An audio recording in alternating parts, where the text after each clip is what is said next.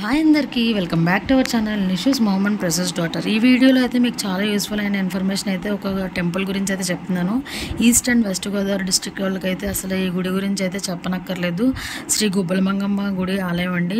చాలా మహిమగల టెంపుల్ అండి. ఇదైతే జంగారెడ్డిగూడానికి 25 కిలోమీటర్లు అయితే ఉంటుంది. అశ్వారాపేటకి 20 కిలోమీటర్స్ లోపలికి అయితే వెళ్ళాలండి. ఇదంతా అడవి ప్రాంతం అండి. అడవి ఎండింగ్లో అయితే ఉంటుంది ఈ టెంపుల్ అయితే.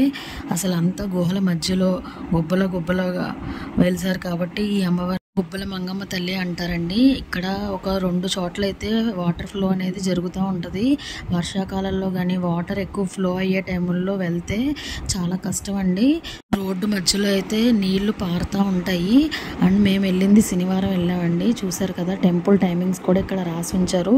మనకి మార్నింగ్ 7 o'clock నుంచి నైట్ 4 o'clock దాకానే టెంపుల్ అయితే ఓపెన్ అయ్యి ఉంటుందండి.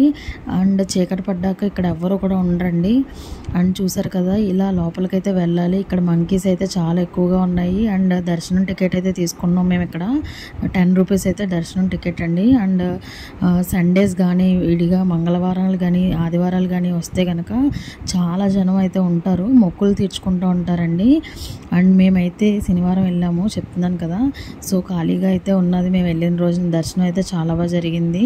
అండ్ ఇక్కడ నిరంతరం కూడా ఇక్కడ వాటర్ ఫ్లో అనేది జరుగుతూనే ఉంటుంది. పైన కొండ మీద నుంచి నీళ్ళు అలా పారుతూ ఉంటాయి. అండ్ అమ్మవారు ఆ కొండలో అయితే గుబ్బలుగా వెలిసారండి. అండ్ ఈ వాటర్ కూడా ఎక్కడి నుంచి ఫ్లో అవుతుంది అనేది ఎవరికీ తెలియదండి.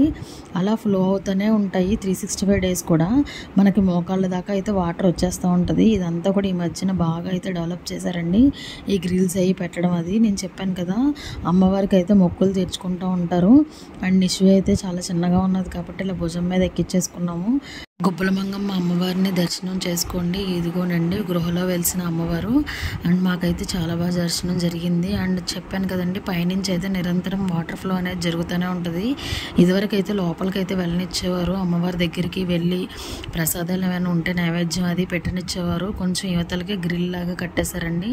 మాకైతే ఇలా దర్శనం చాలా బాగా జరిగింది. అండ్ మేము రిటర్న్లో మీకైతే చూపిస్తున్నానండి వీడియో. చూసారు కదా, ఇదేనండి వాగు బయటికి పారుతూ ఉంటుందని చెప్పాను కదా.